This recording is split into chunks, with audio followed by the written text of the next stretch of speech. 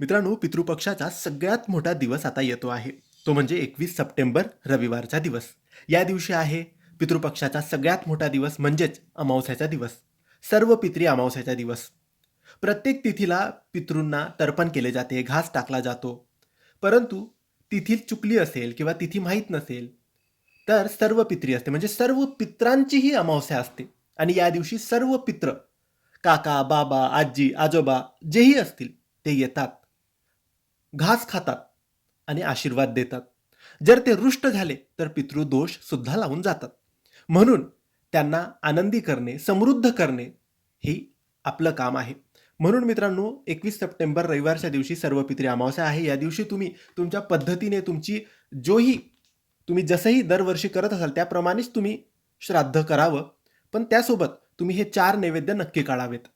तुम्ही जेही स्वयंपाक केला असेल, तुम्ही जेही जेवण केलं असेल, त्याचे 4 ताटं तुम्हाला काढायचे आहेत. आता हे 4 ताटं कोणासाठी काढायचे? तर पहिलं ताट गायीसाठी, दुसरं ताट कुत्र्यासाठी, तिसरं ताट कावळ्यासाठी आणि चौथं ताट अग्नीसाठी. तर हे 4 ताटं काढायचे आहे आणि 12 वाजेच्या आत, दुपारच्या 12 वाजेच्या आत तुम्हाला हे 4 ताटं द्यायचे आहेत. गाईला खाऊ घालायचं पहिलं ताट, दुसरं ताट कुत्र्याला खाऊ घालायचं, तिसरं ताट कावळ्याला खाऊ घालायचं म्हणजे आपल्या घराच्या छतावर, टेरेसवर, बाल्कनीत ठेवून द्यायचं. आणि शेवटचं चौथं ताट आहे, ते व्यवस्थित मिक्स करायचं, तोडायचं, चुरायचं, त्याचा एक गोळा बनवायचा आणि आगीत टाकायचा. आणि आगीत टाकताना आपल्या पितरांचे नाव घ्यायचे. आणि प्रत्येक गाईला देताना, कुत्र्याला देताना, कावळ्याला देताना किंवा आगीत टाकताना आपल्या सर्व पितरांचे नाव घ्यायचे.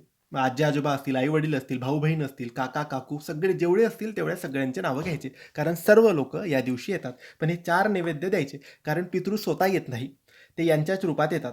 गाय, कुत्रा, कावळा आणि अग्नी साक्ष. तर या 4 नैवेद्य ह्या चारींना तुम्हाला द्यायचे आहेत. नक्की द्या, तुमच्यावर सुद्धा कृपा होईल. धन्यवाद.